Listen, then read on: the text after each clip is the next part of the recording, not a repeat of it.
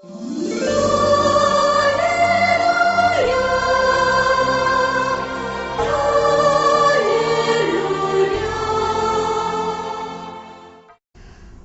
The lord. దేవుని నామానికి మహిమ కలుగును గాక. ప్రియమైన దేవుని బిడ్డలారా, ప్రభు ఈ దినంలో మనకి ఏం నేర్పించబోతున్నారో మరి మనము చక్కగా గ్రహించుకోవాలని ప్రభు నామంలో తెలియపరచుకుంటున్నాను. ప్రార్థన. స్తుతులు పాతుడా, జీవము కలిగిన పరలోకపు తండ్రి, మీ పాదములకు వేలాది కోట్లాది స్తోత్రములు, స్తుతులు, వందనాలు నాయన. 2014 సంవత్సరం అంతయు తండ్రి మీ కృపాక్షేమములు మాకు తోడయండి. మరి 2015వ సంవత్సరంలోనికి అయా మమ్మల్ని నడిపించిన తండ్రి మీ పాదాలకు వందనాలు, స్తోత్రాలు. ఈ సంవత్సరపు కాపుదలను మాకు దయచేయండి నాయన. ఈ సంవత్సరపు దీవెనలతో మమ్మల్ని నింపండి ప్రభువా. ఈ సంవత్సరం అంతయు నాయన మేమందరం ఆయుర ఆరోగ్యములను కలిగి మీ ఎడల భయభక్తులు కలిగి నాయన క్రైస్తవ జీవితంలో వర్ధిల్లు అనుభవంలోనికి మేము నడిపింపబడుటకు సహాయం చేయండి తండ్రి. ఏదైనా ధ్యానాంశము మీరు మాతో ఏం మాట్లాడనై ఉన్నారో ప్రభువా, మీ మాటలు మేము చక్కగా అర్థం చేసుకొని తండ్రి వాక్యానుసారమైన జీవితంలో కట్టబడుటకు సహాయం దయచేయమని త్వరలో రానయ్యున్న నజరేయుడైన యేసయ్య అతి పరిశుద్ధ నామములో ప్రార్థిస్తున్నాం తండ్రి. ఆమేన్. ప్రియులారా, అందరికీ నూతన సంవత్సర శుభాకాంక్షలు. బాగున్నారా? ప్రభు మరి 2014 సంవత్సరం అంతయు మనల్ని కాపాడి 2015 సంవత్సరానికి మరి మనల్ని ప్రవేశపెట్టిన దేవునికి మహిమ కలుగునుగాక. ఈ నూతన సంవత్సరంలో నూతన తీర్మానములతో, నూతన ఉత్సాహంతో, నూతన భక్తితో ఈ సంవత్సరం అంతయు మరి దేవుని కృపతో, దేవుని సహాయముతో కొనసాగవలనని నేను ప్రభు నామములో హృదయపూర్వకంగా కోరుకుంటున్నానండి. ప్రియులారా, ఈ దిన మన ధ్యానాంశము సత్క్రియ. ఈ యొక్క నూతన సంవత్సరము అనేది మరి క్రైస్తవులకే కాదండి, అన్ని మరి మతాల ప్రజలు ఈ యొక్క నూతన సంవత్సరమును ఆచరిస్తారు. మరి సంవత్సరంలో మొదటి దినాన్ని ప్రతి ఒక్కరూ మరి సంతోషంగా గడుపుకోవాలి. గడించిన పాత సంవత్సరంలోనివి ఏమైనా పొరపాట్లు ఉంటే వాటిని సరిదిద్దుకొని మరి నూతన సంవత్సరంలో మనం కొత్త తీర్మానాలతో, కొత్త ఉత్సాహంతో మరి ముందుకు కొనసాగాలి అని ప్రతి మానవుడు ఈ దినాన్ని కోరుకుంటాడు. ప్రియులారా, మరి క్రైస్తత్వంలో మనకి ఏదైనా బలహీనతలు ఉన్నట్లయితే వాటిని 2014 సంవత్సరంలోనే విడిచిపెట్టి నూతన దినములో, నూతన సంవత్సరంలో మంచి వైపుకు వెళ్ళాలి, భక్తి వైపుకు వెళ్ళాలి. మరి త్రాగుడు ఉన్న వాళ్ళైతే త్రాగుడిని విడిచిపెట్టి, మరి అబద్ధికులైతే అబద్ధాన్ని విడిచిపెట్టాలని తీర్మానం చేసుకుంటారు. మరి కోపిష్ఠులైతే మరి దీర్ఘశాంతంతో ఈ సంవత్సరం అంతయు కూడా మేము గడపాలి అని తీర్మానం తీసుకుంటాం కదా. మరి ప్రభువుల వారైతే ఈ దినము మనతో ఏం మాట్లాడనై ఉన్నారు, ఏ విషయాన్ని విడిచిపెట్టమంటున్నారు, ఏ విషయాన్ని ఆచరించమంటున్నారు. మరి ఆయన పాద సన్నిధిలో మనము ఎంతైనా మరి నేర్చుకొని ఆచరించబద్దులమై ఉన్నాము కదా. దేవుడు ఈ దినము 2015 ఈ నూతన సంవత్సరము జనవరి 1వ దినము ప్రభువు మనతో ఒక సత్క్రియను గురించి మాట్లాడనయున్నారు. సత్క్రియ. సత్ అంటే మంచి, క్రియ అంటే పని. నా ప్రియమైన బిడ్డలారా, ఈ యొక్క నూతన సంవత్సరములో నా కొరకు మీరొక మంచి పనిని నేర్చుకొని ఆచరించండి అని ప్రభువు ఈ దినం మనతో మాట్లాడనై ఉన్నారండి. మరి ఆ సత్క్రియను గురించి మనము మరి ఆదికాండము 4వ అధ్యాయము 7వ వచనంలో చూడగలం. ప్రియులారా, చూద్దామా? ఇక్కడ 7వ వచనంలో కయ్యూనుతో దేవుడు మాట్లాడుతున్నాడండి. ఏమని? నీవు సత్క్రియ చేసిన ఎడల తలని ఎత్తుకొనవా. మరి దేవుడు వచ్చి కయ్యూను ఎదుట ఉన్నప్పుడు మరి కయ్యూను తలదించుకుంటున్నాడండి. ప్రియులారా, అప్పుడు దేవుడు మాట్లాడుతున్నాడు, నీవు సత్క్రియ చేసిన ఎడల తలను ఎత్తుకొనవా. పైన వచనంలో మనం చూసినట్లయితే యెహోవా కయ్యూనుతో నీకు కోపమేలా, ముఖము చిన్నబుచ్చుకొని ఉన్నావేమి. ఇక్కడ కయ్యూను కోపంతో ఉన్నారండి. అంతేకాదు ముఖమును చిన్నబుచ్చుకోనున్నాడు. అప్పుడు దేవుడు మాట్లాడుతున్నాడు, కయ్యూను నీవు సత్క్రియను మంచి క్రియ చేయలేదు, చేసిన ఎడల నీవు నీ తలను ఎత్తుకొనవా, సత్క్రియ చేయని ఎడల వాకిట పాపము పొంచియుండును. సత్క్రియ ఎవరైతే చేయకుండా ఉంటారో అండి, వారి వాకిట్లో ఏముంటుందంట, పాపం ఉంటుందంట. యెహోవా దేవుడు మరి కయ్యూనుతో సెలవిస్తున్నాడు, ఎవరైతే సత్క్రియ చేయకుండా ఉంటారో వారి గుమ్మములోనే పాపం ఉంటుంది. నీ ఎడల దానికి వాంఛ కలుగును, నీవు దానిని ఏలుదువు. కయ్యూనుతో దేవుడు చెప్తున్న మాటలు, కయ్యూను నీవు సత్క్రియ చేయని కారణం వలన నీ వాకిలిలో పాపమున్నది, మరి ఆ పాపమును నీవు ఏలుదువు. మరి పాపమును మరి సత్క్రియ చేయని మానవుడు ఏలుతారు అని మరి దేవాతి దేవుడు చెప్తున్నారండి. అయితే ఈ కయ్యూను మరి ఏ విషయంలో సత్క్రియ చేయలేదు అనేది మనం గమనించినట్లయితే పైన వచనాల్లో మరి ఆదికాండము 4వ అధ్యాయము 3వ వచనంలో, కొంతకాలమైన తరువాత కయ్యూను పొలము పంటలో కొంత యెహోవాకు అర్పణగా తెచ్చెను. హేబేలు కూడా తన మందలో తొలుచూలున పుట్టిన వాటిలో క్రొవ్విన వాటిని కొన్ని తెచ్చెను. యెహోవా హేబేలును అతని అర్పణను లక్ష్య పెట్టెను, కయ్యూనును అతని అర్పణను లక్ష్య పెట్టలేదు.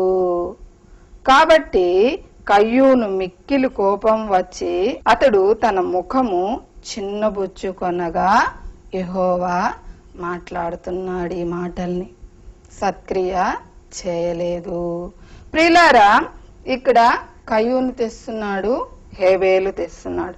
అయితే కయ్యూను యొక్క అర్పణను దేవుడు అంగీకరించడం లేదు, స్వీకరించడం లేదు. మరి ఎందు కారణ నిమిత్తంగా మరి అంగీకరించలేదు, స్వీకరించలేదు అనే విషయాన్ని మనము హెబ్రీయులకు రాసిన పత్రిక 11వ అధ్యాయము 4వ వచనంలో మనం గమనించినట్లయితే, విశ్వాసమును బట్టి హేబేలు కయ్యూను కంటే శ్రేష్టమైన బలి దేవునికి అర్పించెను. దేవుడు అతని అర్పణను గూర్చి సాక్ష్యం ఇచ్చినప్పుడు అతడు ఆ విశ్వాసమును బట్టి నీతిమంతుడని సాక్ష్యము పొందెను. ప్రియులారా, ఇక్కడ హేబేలును మనం గమనించినట్లయితే విశ్వాసమును బట్టి తొలుచూలు పుట్టిన వాటిని, అందులో క్రొవ్విన వాటిని ఇంపార్టెన్స్ దేవునికి ఇక్కడ అధికముగా ఇస్తున్నారు. అధికముగా కాదండి, మరి ప్రాముఖ్యత అనేది దేవునికే మొదట ఇస్తున్నారు.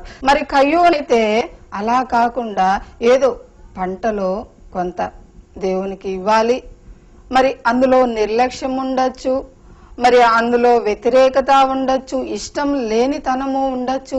మరి హృదయం ఎడిగిన దేవుడు కనుక తను విశ్వాసంతో తేవడం లేదు. ఇక్కడ హేబేలు అయితే శ్రేష్టమైన అర్పణను దేవుని కొరకు తీసుకొస్తున్నారు. కయ్యూను శ్రేష్టమైన అర్పణగా ఇవ్వడం లేదు. మరి ఇవ్వడము అనేది కయ్యూనికి హేబేలుకి ఎవరు నేర్పించారు? వారి తల్లిదండ్రులైనటువంటి అవ్వ ఆదామే కదా. మరి ఆదాముకి హవ్వకి ఎవరు నేర్పించారు? మరి దేవుడే నేర్పించాడు. అంటే సత్క్రియ అనేది చేయాలి అని ఎవరి దగ్గర నుంచి వచ్చింది అంటే దేవుని దగ్గర నుంచి.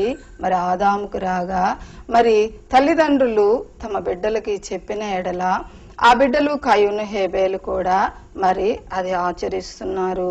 అయితే కయ్యూను శ్రేష్టమైనదిగా ఆచరించలేదు. ప్రియులారా, ఈ సత్క్రియను మరి మనం పరిశుద్ధ గ్రంథంలో గమనించినట్లయితే అబ్రహాము కూడా ఈ సత్క్రియని చేసినట్లుగా మనము చూడగలుగుతున్నాం.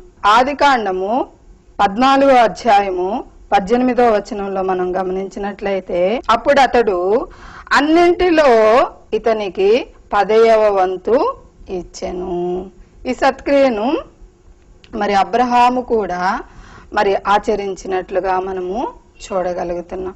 ప్రియులారా, ఈ యొక్క 10వ వంతు అనే విషయాన్ని దేవుడు మనకు మలాకీ గ్రంథంలో స్పష్టంగా చెప్పి ఉన్నారండి. మలాకీ గ్రంథము 3వ అధ్యాయము 10వ వచనంలో మనం గమనించినట్లయితే, నా మందిరంలో ఆహారం ఉండునట్లు 10వ భాగము మీరు నా మందిరపు నిధిలోనికి తీసుకొని రండి. దీన్ని చేసి మీరు నన్ను శోధించిన ఎడల నేను ఆకాశపు వాకిండ్లను విప్పి పట్టజాలనంత విస్తారముగా దీవెనలోను కుమ్మరించెదనని సైన్యములకు అధిపతియగు యెహోవా సెలవిచ్చుచున్నాడు.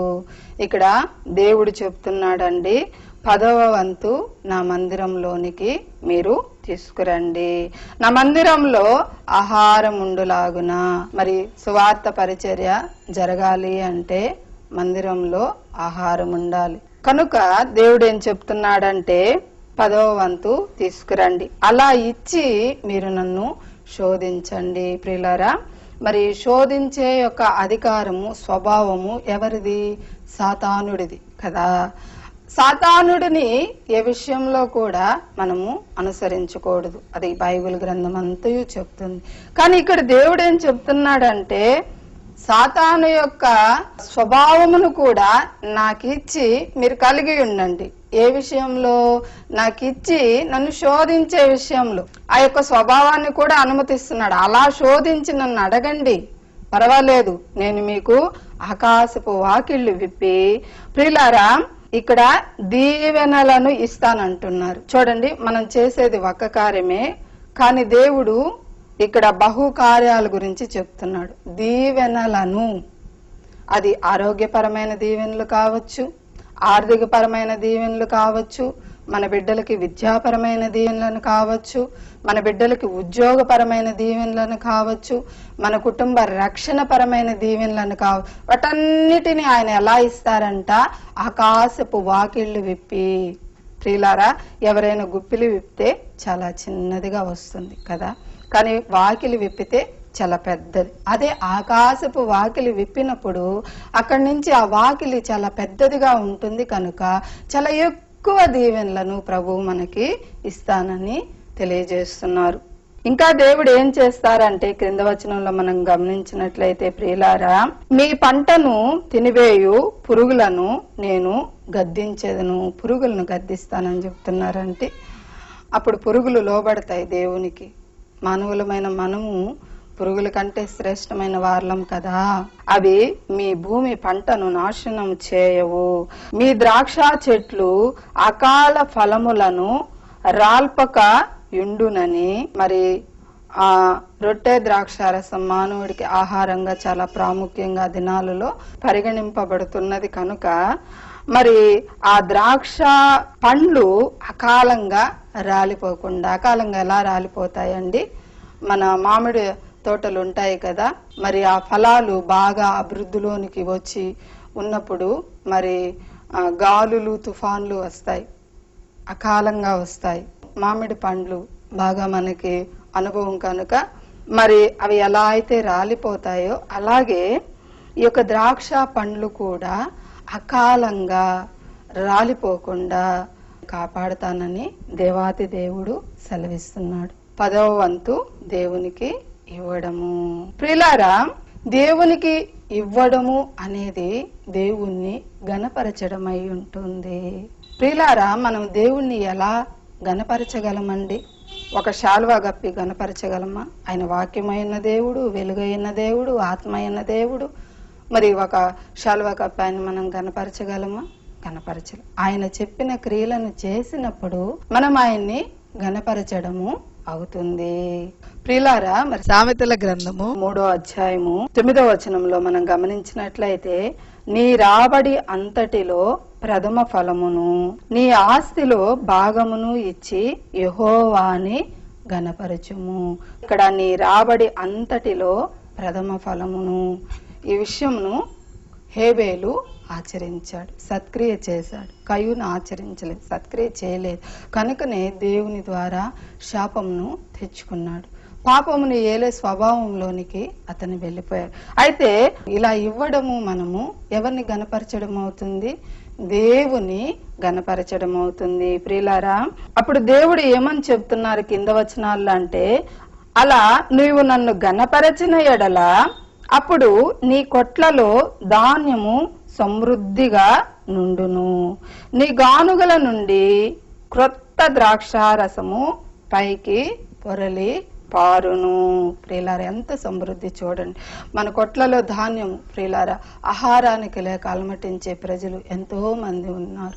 ఆహారం యొక్క విలువ బాధ వారికే తెలుస్తుంది. ప్రియులారా, దరిద్రులైతే ఒక్క దినము ఆహారం లేక, ఒక దినము తినలేక ప్రియులారా వాళ్ళు ఎంతో అలమటించిపోయే దినాలున్నాయండి. ఆ యొక్క అనుభవంలో ఒకానొకప్పుడు దేవాతి దేవుడు నా కుటుంబాన్ని కూడా ఉంటూ ఉన్నారు. నా బిడ్డ మరి పుట్టిన తర్వాత ప్రియులారా, ఆ బిడ్డకి 15 రూపాయలు పెట్టి ఇడ్లీ కొని తెచ్చుకోలేనటువంటి స్థితిలోనికి మా బంధువుల కారణంగా మేము వెళ్ళిపోయాం. ఆ యొక్క వేదన ఎంతో ఘోరాతి ఘోరం. ఆ స్థితిలో నేను దశమ భాగము కూడా దేవునికి ఇవ్వలేక, అయ్యా నా బిడ్డకి పెట్టుకునేందుకు కూడా నాకు ఆహారం లేదు నాయన, నేను ఇవ్వలేను నాయన అన్న సమయంలో ప్రియులారా, మా వదిన గారి ద్వారా దేవుడు నాతో మాట్లాడాడు. వారెంతో కష్టంలో ఉన్నారు. మరి ఊరు కాని ఊరిలో వేదనలు పడుతూ, అగసాట్లు పడుతూ, మరొకరు సహాయంతో పోషణ గడుపుకుని ఆ యొక్క సమయంలో ప్రియులారా, మరి మరొకరు ఇచ్చే దానిలో కూడా మేము దశమ భాగం తీస్తున్నామని తన సాక్ష్యాన్ని నాతో పంచుకున్నారు. నాకు చాలా వేదన వేసింది ప్రియులారా. మరి మరొకరు సహాయంతో బ్రతికే వాళ్ళే మరి దశమ భాగం తీస్తుంటే, అయ్యో నేను కష్టంగా ఉందని దశమ భాగము మరి తినేస్తున్నానే, మరి దేవునిది దొంగిలిస్తున్నాను అని నాకు చాలా వేదన వేసి ఆ దినం నుండి నేను దశమ భాగం తీయడము, మరి అటు ముందు కూడా తీసేదాన్ని, కానీ మరి పరిస్థితుల కారణంగా కష్టంలోనికి వెళ్ళిపోయినప్పుడు తీయలేకపోయానండి. మరి దేవుడు నాతో మాట్లాడినప్పుడు తీయడం ప్రారంభించాను. ఈ దినము నా గృహంలో ఆహారానికి కొదవలేదండి. మరి ఆ యొక్క విధవరాలకి ఎలా అయితే ఆ యొక్క పిండి, ఆ యొక్క నూనె అయిపోకుండా మరి ఆ కరువు కాలం అంతట్లో ప్రభువు కాపాడాడు, అలాగే నా యొక్క ఆ గృహంలో ధాన్యమునకు కానీ సమృద్ధి కానీ లోటు లేకుండా ప్రభువు నన్ను పోషిస్తూ ఉన్నాడు. ప్రియులారా, మనం దేవునికి ఇచ్చి ఆయన్ని ఘనపరిచే వారలంగా మనం ఉండాలి. మరైతే కొందరు చెప్పినప్పుడు సిస్టర్ గారు, మరి ధర్మశాస్త్రంలోనే కదా 10వ వంతు ఉండేది, మనకి నూతన నిబంధనలో లేదు కదా, మనము నూతన నిబంధన ప్రజలము కదా, మనము ఆచరించిన అవసరం లేదు కదా అని అంటారు ప్రియులారా.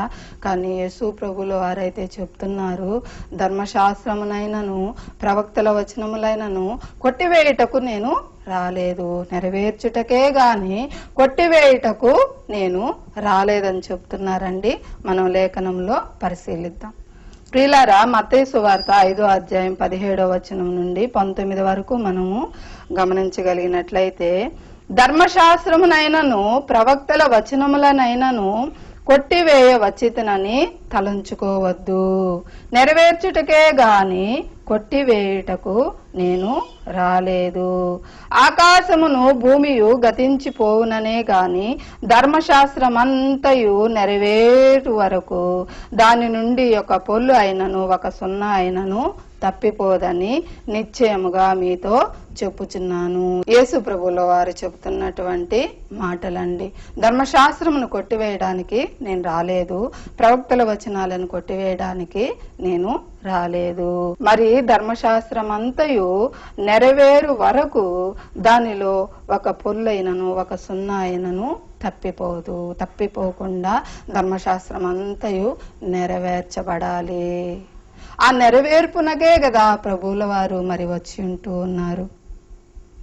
మరి యెషయా గ్రంథంలో యెషయా ప్రవక్త మరి చెప్తూ కన్యక గర్భవతి అయి కుమారుని కనును, అతనికి ఇమ్మానుయేలని మరి పేరు పెట్టెదరు అని చెప్పారు కదా. మరి ఆ రీతిలో ప్రభువుల వారు మరి పుట్టి ఉంటున్నారు కదా. మరి ఆ యొక్క ప్రవక్త మాటను, ఆ ధర్మశాస్త్రాన్ని మనం ఎలా కొట్టివేస్తామండి? కొట్టివేస్తే అప్పుడు మనము ప్రభువుని అంగీకరించకూడదు కదా. మరి అయితే నూతన నిబంధనలో కూడా ప్రభువుల వారు ఇచ్చుటను గురించి బోధించి ఉంటూ ఉన్నారు. ఆ విషయాన్ని మనము తెలుసుకుందాం. ప్రియులారా, ఇక్కడ పరిసయ్యులు వచ్చి యేసు ప్రభువుని మాటల్లో మరి చిక్కించుకోవాలని చెప్పి మరి యేసు ప్రభువుల వారిని అడుగుతున్నారు. అప్పుడు పరిసయ్యులు వెళ్లి మాటలలో ఆయనను చిక్కింపవలెనని ఆలోచన చేయుచు, బోధకుడా, నీవు సత్యవంతుడవై ఉండి దేవుని మార్గము సత్యముగా బోధించుచున్నావనియు, నీవు ఎవనిని లక్ష్య పెట్టవనియు, మోమాటము లేనివాడవనియు ఎరుగుదుము. నీకేమి తోచుచున్నది? కైసరుకు పన్నిచ్చుట న్యాయమా కాదా? మాతో చెప్పుమని అడుగుటకు హేరోదీయులతో కూడా తమ శిష్యులను ఆయన యొద్దకు పంపిరి. యేసు వారి చెడుతనం ఎరిగి, వేషధారులారా, నన్నెందుకు శోధించుచున్నారు? పన్ను రూక ఒకటి నాకు చూపుడని వారితో చెప్పగా, వారు ఆయన యొద్దకు 1 దేనారము తెచ్చిరి. అప్పుడు ఆయన ఆ రూకను పై వ్రాతయు ఎవరివని వారిని అడుగగా, వారు కైసరువనిరి. అందుకు ఆయన, అలాగైతే కైసరువి కైసరుకును, దేవునివి దేవునికిని చెల్లించుడని వారితో చెప్పాను. ప్రియులారా, ఇక్కడ యేసు ప్రభులు వారు చెప్తున్నారు, దేవునివి దేవునికి చెల్లించుడే. మరి కైసరుకి ఎలా అయితే ఒక అధికారంగా పన్నులా చెల్లించాలో అలాగనే మరి దేవునివి కూడా దేవునికి ఒక అధికారికంగా చెల్లించాలి అని చెప్తున్నారు.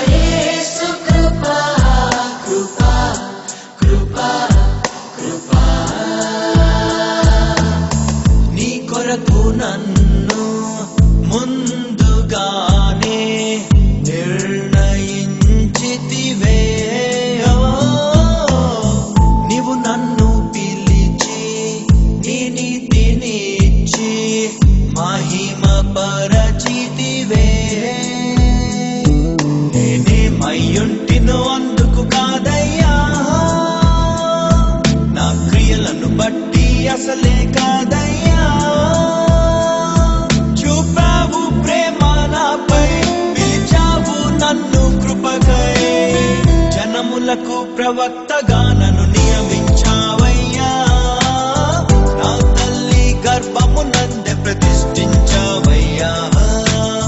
జనములకు ప్రవక్తగా నన్ను నియమించావయ్యా, నా తల్లి గర్భము నందే ప్రతిష్ఠించావయ్యా. కృపా కృపా నా యేసు కృపా, కృపా కృపా కృపా.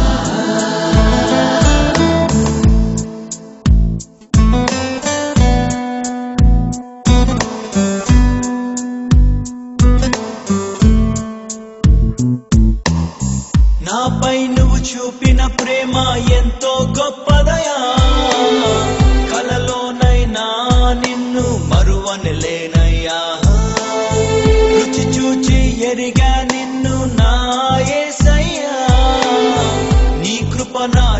దీపము కంటే ఉత్తమమైనదయా నీ ప్రేమ ధ్వజమే అయితే మీరాపై నన్ను దర్శించవయ్యా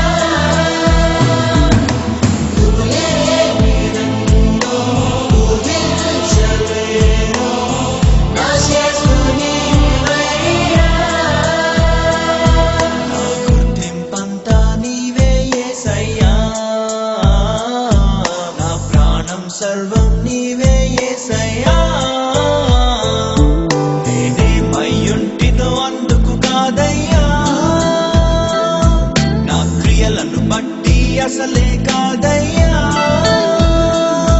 చూపావు ప్రేమ నాపై పిలిచావు నన్ను కృపకై జనములకు ప్రవక్తగా నన్ను నియమించావయ్యా నా తల్లి గర్భమునందే ప్రతిష్ఠించావయ్యా జనములకు ప్రవక్తగా నన్ను నియమించావయ్యా నా తల్లి గర్భమునందే ప్రతిష్ఠించావయ్యా కృపా కృపా నా యేసు కృపా కృపా కృపా కృపా కృపా కృపా నా యేసు కృపా కృపా కృపా కృపా